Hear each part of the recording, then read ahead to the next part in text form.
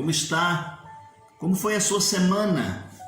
Estamos juntos mais uma vez, vamos estudar a Bíblia, a Palavra de Deus. Antes, porém, nós vamos orar.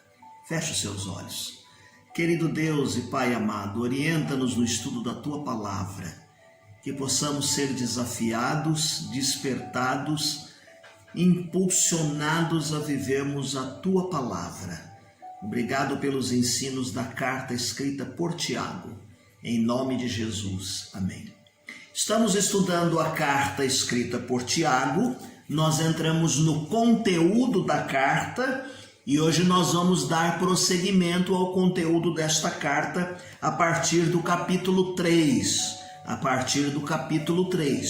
E no capítulo 3, de 1 a 18, ele chama a nossa atenção a respeito da prática da disciplina pessoal. A prática da disciplina pessoal. Ele nos desafia a que nós demonstremos como crentes. Ele está escrevendo aos cristãos da sua época que eles demonstrem uma vida de obediência a Deus. Obediência a Deus por meio do quê? Pode parecer interessante, mas ele fala a respeito do controle da sua língua e dos seus desejos. E ele aqui explica que a língua tem um grande poder, tanto para o bem quanto para o mal. Há uma comparação com um grande navio em que, com um leme pequeno, o condutor daquele navio governa aquela grande embarcação. Da mesma forma, a nossa língua. Ele então diz que ela tem um poder muito grande, seja para o bem, seja para o mal. Ele vai assinalar a respeito do caráter rebelde da língua. O caráter rebelde da língua, da sua inconstância de comportamento. Então ele vai admoestar os seus leitores a fim de que haja uma demonstração de sabedoria, mas sabedoria celestial, ao invés da sabedoria terrena. O exercício da sabedoria na maneira de viver, o meio pelo qual as pessoas devem viver. Ele ressalta aqui que a sabedoria terrena, ela produz inveja, ambição egoísta, diferente da sabedoria celestial. A sabedoria que vem de Deus, ela produz pessoas pacificadoras, ela produz pessoas com a vida cheia de misericórdia, ela produz pessoas que consideram umas às outras, procuram desenvolver um bom relacionamento considerando umas às outras. No capítulo 4, ele chama nossa atenção a respeito do mundanismo que deve ser evitado. Os 17 primeiros versículos que os irmãos leram aí num dos dias da leitura diária, Tiago vai constatar aqui a existência de uma epidemia que ele chama de mundanismo. E ele destaca isso e chama a atenção dos seus leitores. Ele diz assim: olha, cuidado com esse comportamento mundano. Cuidado com o comportamento assemelhado às coisas deste mundo. O crente tem que mostrar as virtudes da vida cristã. Ele deve mostrar no relacionamento horizontal com as pessoas aquilo que ele tem praticado e usufruído do vertical com Deus. Então, nosso relacionamento, nesse sentido, com os semelhantes, com as pessoas, é preciso que seja um relacionamento que verdadeiramente traga frutos. Cuidado com o mundanismo, ele diz aqui. Do verso 1 ao verso de número 10, aqui no capítulo 4, ele fala dos efeitos deste mundanismo. E ele diz que é preciso que haja uma vida de oração, o zelo na vida de oração, o cuidado com a vida de oração.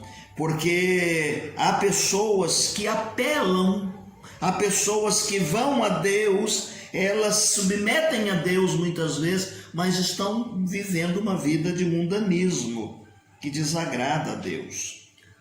no verso 11 e 12 do capítulo 4 e nos versos 13 até o 18, ele torna a dizer que o mundanismo, respectivamente, pode produzir um espírito crítico e de autoconfiança exagerada. Então a pessoa, quando critica demais, ou ela tem aqui uma autoconfiança exagerada, ela tem um procedimento, uma vida de confiar em si mesmo. Confiar em si mesmo. E aí ela não vai viver na dependência, ela não vai viver sob a graça de Deus, por viver segundo os ditames do seu eu, do seu ego, da sua autoconfiança. É preciso confiar em Deus, nos humilharmos debaixo da potente mão de Deus, para que Ele nos exalte. Isto mesmo, para que Ele nos exalte. Quando nós chegamos no capítulo de número 5, os 6 primeiros versículos, ele fala sobre a demonstração da justiça. Tiago é muito enfático e várias vezes ele vai falar a respeito de injustiça. E creio que eles viviam num contexto em que os ricos eram ricos, cada vez mais ricos, e esses ricos eram os proprietários das terras. Logo, eles acumulavam esta riqueza. E em acumulando essa riqueza, ela era acumulada oprimindo os pobres, explorando os mais pobres. Lembram que o cristianismo chegou, o evangelho chegou ao coração de judeus, judeus cristãos, os gentios, e esse povo se convertia e vinha para o convívio com os irmãos. E surgiam então essas tensões. Tiago vai escrever nestes 6 primeiros versículos do capítulo 5, falando a respeito da justiça.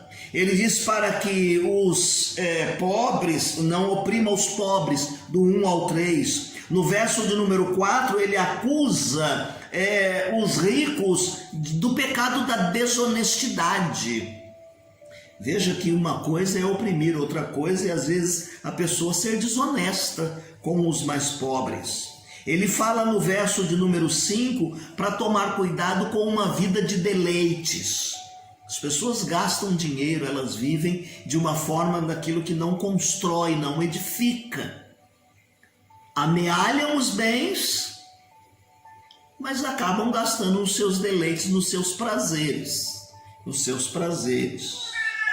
A injustiça, ele novamente vai frisar no verso de número 6, para tomar, claro, cuidado com a injustiça. E ele deixa claro aqui que Deus ouve, que Deus está vendo, Deus está ouvindo o clamor do oprimido, Deus está dizendo que Ele vai punir a estas pessoas, que Ele vai punir o que é injusto, e Ele tem um tratamento para tratar com estas pessoas que são injustas com os pobres. Capítulo 5, verso de número 4. Quando nós entramos no verso 7 até o 12, ele fala a respeito da prática da perseverança. Capítulo 5, de 7 a 12, ele fala sobre a perseverança. Ele usa aqui 3 ilustrações para nos encorajar. E essas ilustrações têm a capacidade de nos levar a termos um estilo de vida persistente na devoção, persistente em servir ao Senhor, persistente em dedicarmos a nossa vida a Deus, persistente a que os cristãos do seu tempo pudessem estar firmes aos pés de Deus. Então, quais são as ilustrações que ele usa aqui? Em primeiro lugar, ele usa a figura do agricultor. Ele diz assim que o agricultor, depois do plantio, ele tem que esperar a chuva. Ao chover, rega a terra, a semente brota e ele espera o tempo da colheita. Eu me lembro que eu comecei um pastorado lá no interior do estado de São Paulo, lá pelos idos de 1980, e havia um irmãozinho que plantava milho, plantava algodão, plantava amendoim, e às vezes ele tombava a terra, eles gradeavam a terra e ficavam esperando chover para jogar a semente no chão, para a terra úmida, a fim de que a semente pudesse germinar. A ideia aqui não é na semente que germina, mas é na paciência, na perseverança de quem espera a chuva regar a terra para a semente produzir, para o momento do plantio.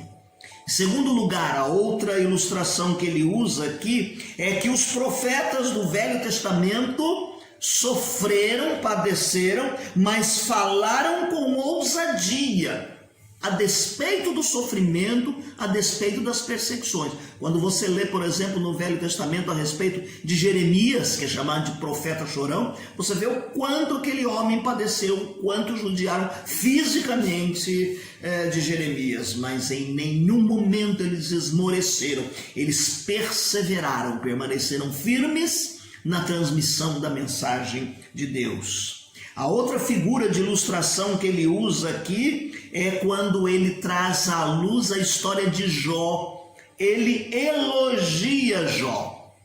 Você já leu o livro de Jó? A tragédia pelo qual Jó passou?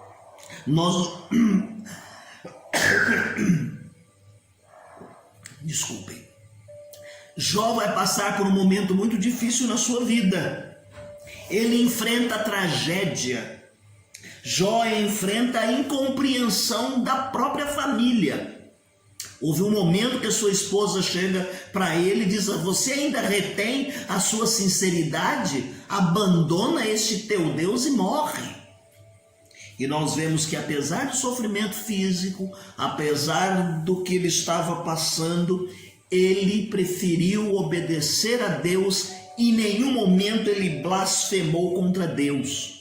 Está no capítulo 5, verso de número 11. Quando nós entramos no verso 13 até o 18, em penúltimo lugar, ele fala a respeito do uso adequado da oração. O uso adequado da oração. Ele aconselha os seus leitores a orar. Orar em todas as fases da vida. Momento de aflição, a gente vem diante de Deus e ora e pede ajuda e força para resistir. Em tempo de bênção, o crente deve louvar a Deus em lugar de, às vezes, ficar se congratulando e rindo. Ele vai e agradece a Deus.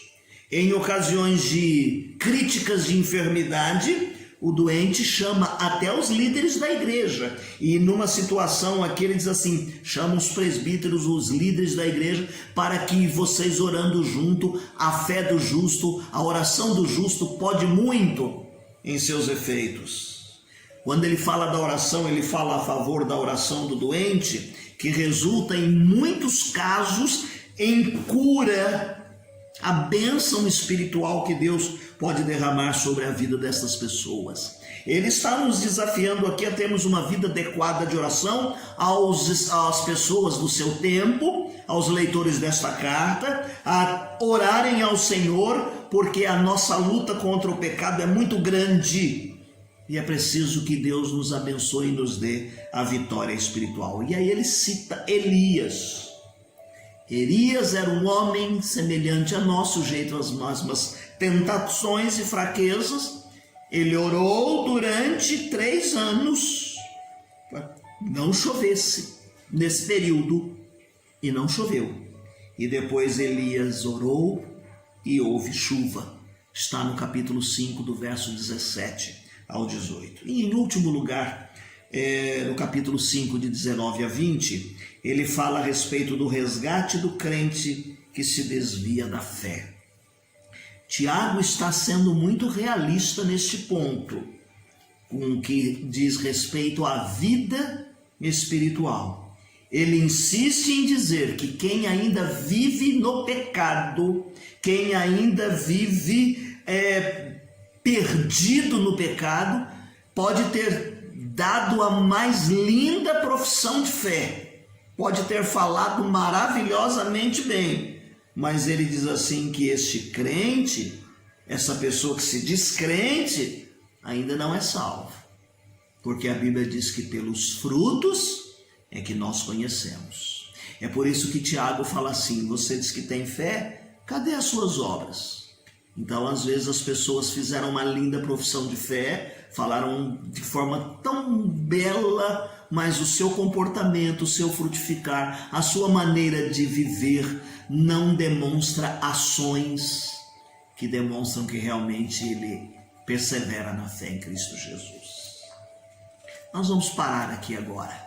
No nosso próximo encontro, nós vamos falar a respeito da mensagem de Tiago para hoje, para a igreja hoje. E aí nós fechamos o estudo na carta escrita por Tiago. Eu te desafio a fazer a sua leitura diária, que aparece no final desta transmissão. A leitura diária vai te induzir e te encaminhar muito dos assuntos que nós falamos aqui durante o nosso estudo, que às vezes eu não fico repetindo ou lendo o texto, mas que você tem fresquinho aí na sua mente, tá bem? Não deixe de observar aquele plano de leitura anual da Palavra de Deus, para que no final do ano você possa ter lido a Bíblia toda em um ano. Se você faz a leitura no manancial, também aparece lá no manancial um plano de leitura para você fazer a leitura da Bíblia durante todo o ano. Termino lendo 2 estrofes do hino de número 366.